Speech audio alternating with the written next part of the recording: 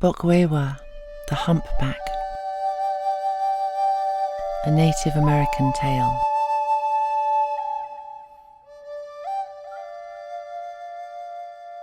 Bokwewa and his brother lived in a far-off part of the country. By those who knew them, Bokwewa the elder, although deformed and feeble of person, was considered a manito who had assumed mortal shape, while his younger brother, Kwasind, manly in appearance, active and strong, partook of the nature of the present race of beings. They lived off the path, in a wild, lonesome place, far retired from neighbours and undisturbed by cares. They passed their time content and happy. The days glided by as serenely as the river that flowed by their lodge. Owing to his lack of strength, Bokwewa never engaged in the chase, but gave his attention entirely to the affairs of the lodge. In the long winter evenings he passed his time in telling his brother stories of the giants, spirit, windigos and fairies of the older age, who in those days had the exclusive charge of the world. He also at times taught his brother the manner in which game should be pursued, pointed out to him the ways of the different beasts and birds of the chase, and assigned the seasons at which they should be hunted with most success. For a while the brother was eager to learn, and keenly attended to his duties as the provider of the lodge, but at length he grew weary of the tranquil life, and began to have a desire to show himself among men. He became restive in their retirement, and was seized with a longing to visit remote places.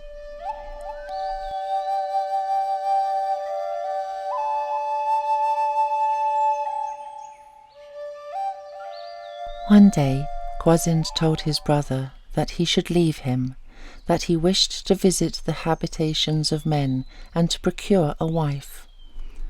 Bokwewa objected, but his brother overruled all that he said, and in spite of every remonstrance he departed on his travels. He travelled for a long time. At length he fell in with the footsteps of men. They were moving by encampments, for he saw the poles at several spots where they had passed. It was winter, and coming to a place where one of their company had died, he found upon a scaffold, lying at length in the cold blue air, the body of a beautiful young woman. "She shall be my wife," exclaimed Kwasind. He lifted her up, and bearing her in his arms he returned to his brother. "Brother," he said, "cannot you restore her to life? Oh, do me that favour." He looked upon the beautiful maiden with longing gaze, but she lay as cold and silent as when he had found her upon the scaffold. "I will try," said Bokwewa. These words had been barely breathed when the young woman rose up, opened her eyes, and looked upon Bokwewa with a smile, as if she had known him before. To Kwasind she paid no heed whatever. But presently Bokwewa, seeing how she lingered in her gaze upon him, said to her, "Sister, that is your husband," pointing to Kwasind. She listened to his voice, and crossing the lodge, sat by Kwasind, and they were man and wife.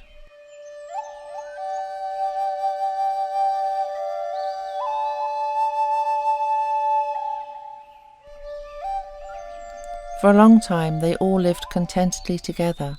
Bokwewa was very kind to his brother, and sought to render his days happy. He was ever within the lodge, seeking to have it in readiness against the return of Kwasind from the hunt, and by following his directions, which were those of one deeply skilled in the chase, Kwasind always succeeded in returning with a good store of meat. But the charge of his two brothers was greatly lightened by the presence of the spirit, for without labour of the hand she ordered the lodge, and as she willed, everything took its place and was at once in proper array. The wish of her heart seemed to control whatever she looked upon, and all obeyed her desire. But to the surprise of her husband, she never partook of food, or shared in any way the longings and appetites of a mortal creature.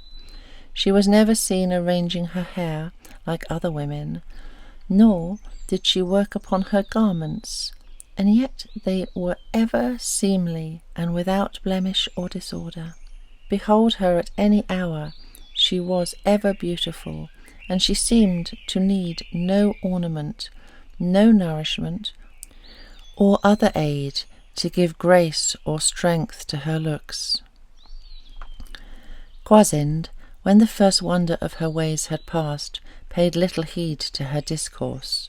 He was engrossed with the hunt and chose to be abroad, pursuing the wild game, or when in the lodge, enjoying its savoury spoil, rather than the society of his spirit wife.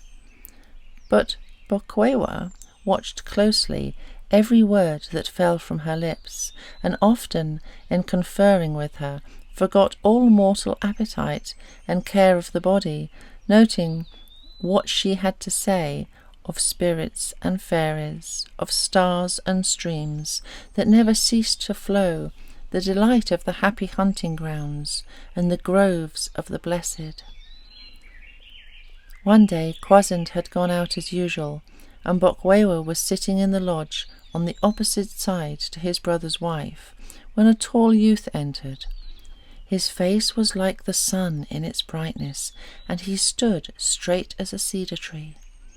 Taking her by the hand, he led her to the door. The woman made no resistance, but turned as she left the lodge, and cast upon Bokwewa a smile of kind regard. Then saying, "I must leave you," she was at once gone from his view with her companion. He ran to the door, and looking far off in the sky, thought he could discover at a great distance a shining track and the dim figures of two who were vanishing into the clouds. When his brother returned, Bokwewa related all to him exactly as it had happened. The face of Kwasind changed and was dark as the night. For several days he would not taste food. Sometimes he would fall to weeping for a long time, and now for the first time seemed to realize how gentle and beautiful had been the ways of her who was lost. At last he said that he would go in search of her. Bokwewa tried to dissuade him from it, but he would not be turned aside from his purpose.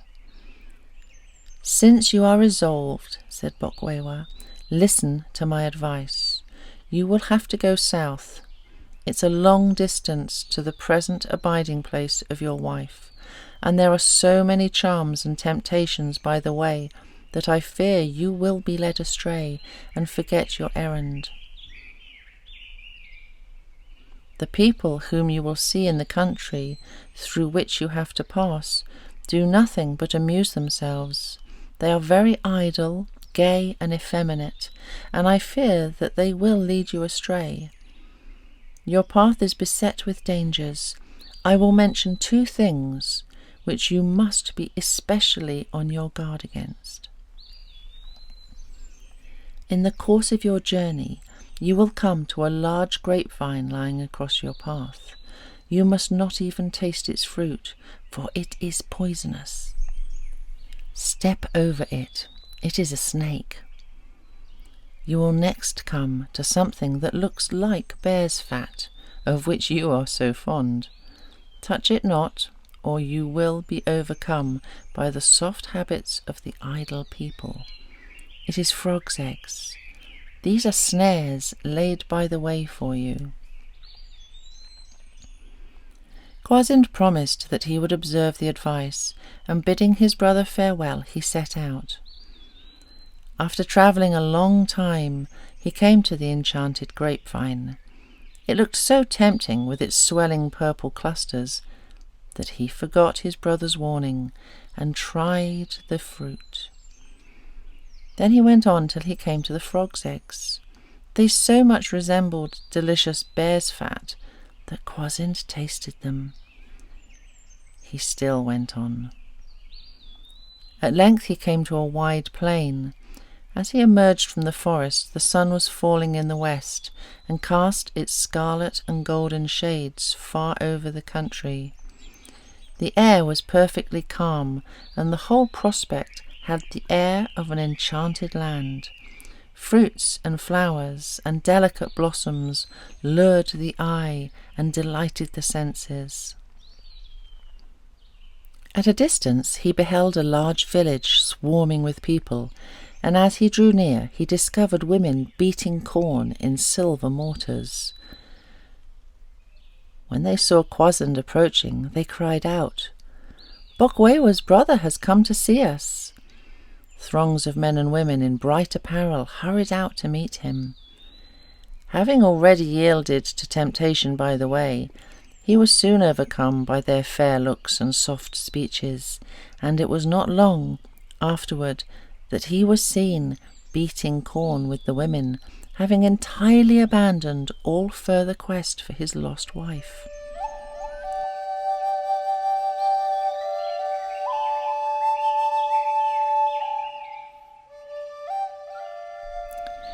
Meanwhile, Bokwewa, alone in the lodge, waited patiently his brother's return. After the lapse of several years, he set out in search of him, and he arrived in safety among the soft and idle people of the south. He had met the same allurements by the way, and the people gathered around him on his coming, just as they had around his brother Kwasind. But Bokwewa was proof against their flattery. He only grieved in his heart that any should yield. He shed tears of pity to see that his brother had laid aside the arms of a hunter, and that he was beating corn with the women, indifferent to the fate and the fortune of his lost wife. Bokwewa ascertained that she had passed on to a country beyond. After deliberating for a time and spending several days in a severe fast, he set out in the direction in which she had gone. It was far off, but Bokwewa had a stout heart, and strong in the faith that he was now on the broad path towards the happy land, he pressed forward. For many days he travelled without encountering anything unusual. Then plains of vast extent, rich in waving grass, began to pass before his eyes. He saw many beautiful groves and heard the songs of countless birds. At length he began to fail in strength for lack of food, when he suddenly reached a high ground. From this he caught the first glimpse of the other land, but it appeared to be still far off, and all the country between, partly veiled in silvery mists, glistened with lakes and streams of water. As he pressed on, Bokwewa came in sight of innumerable herds of stately deer, moose, and other animals, which walked near his path, and they appeared to have no fear of man. And now again, as he wound about in his course, and faced the north once more, he beheld coming towards him an immense number of men, women, and children, pressing forward in the direction of the shining land. In this vast throng, Bokwewa beheld persons of every age, from the little infant, the sweet and lovely Penaisi, or younger son, to the feeble grey old man, stooping under the burden of his years. All whom Bokwewa met, of every name and degree, were heavily laden with pipes, weapons, bows, arrows, kettles, and other wares and implements. One man stopped him and complained of the weary load he was carrying. Another offered him a kettle, another his bow and arrows, but he declined all, and free of foot hastened on. And now he met women who were carrying their basket work and painted paddles, and little boys with their embellished war clubs and bows and arrows, the gifts of their friends. With this mighty throng, Bokwewa was borne along for 2 days and nights, when he arrived at a country so still and shining and so beautiful in its woods and groves and plains that he knew it was here that he should find the lost spirit wife. He had scarcely entered this fair country, with a sense of home and the return of things familiar strong upon him, when there appeared before him the lost spirit wife herself, who, taking him by the hand, gave him welcome, saying, "My brother, I am glad to see you. Welcome, welcome. You are now in your native land. Here you shall dwell in peace and plenty all your days." Then Bokwewa, finding himself no longer misshapen and awkward, but strong and straight, followed her into the lodge.